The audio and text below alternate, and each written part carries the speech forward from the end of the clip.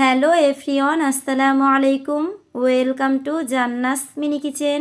আজকের পর্বে আমি আপনাদের রান্না করে দেখাবো বাঁধাকপি ভাজি। বাঁধাকপি ভাজি করার জন্য প্রথমেই আমি একটা বড় সাইজের বাঁধাকপি খুব ভালো করে কেটে নিয়েছি। এবার আমি সরাসরি বাঁধাকপি ভাজি করে নিব। এর জন্য একটা প্যানে পরিমাণ মতো তেল দিয়ে দিয়েছি। এবার এই তেলের মধ্যে দিয়ে দিচ্ছি হাফ কাপ পরিমাণ চিংড়ি মাছ আর 1 চা চামচ দিয়ে দিচ্ছি লবণ। এবারে সব কিছুকে খুব ভালো করে নেড়েচেড়ে কিছুক্ষণ ভেজে নিচ্ছি।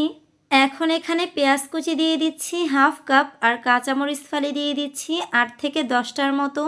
এখন আবারও খুব ভালো করে একটু নেড়েচেড়ে ভেজে নিচ্ছি। এবার এখানে হাফ চা চামচ দিয়ে দিচ্ছি হলুদের গুঁড়া। এখন এই সব কিছুকে খুব ভালো করে 2 থেকে 3 মিনিটের মতো ভেজে চুলা থেকে নামিয়ে নিচ্ছি।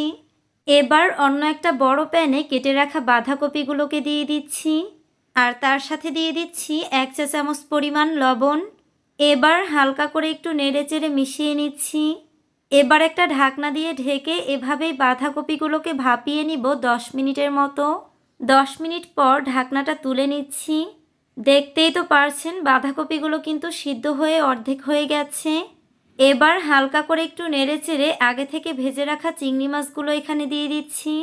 এখন খুব ভালো করে নেড়েচেড়ে সব কিছুকে 3 থেকে 4 মিনিটের মতো ভেজে নিব।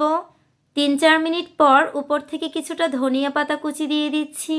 ধনিয়া পাতা কুচি দেওয়ার পর আরও 1 থেকে 2 মিনিটের মতো একটু নেড়েচেড়ে ভেজে চুলা থেকে নামিয়ে নিচ্ছি। এই তো রান্না হয়ে গেল আমার আজকের রেসিপি বাঁধাকপি ভাজি। শীতের সকালে আপনারা চাইলে রুটি বা গরম ভাতের সাথে এটা সার্ভ করতে পারেন। আশা করছি আমার আজকের রেসিপি আপনাদের ভালো লেগেছে। আজকের মতো এখানেই বিদায় নিচ্ছি। সবাই ভালো থাকবেন। আল্লাহ হাফেজ।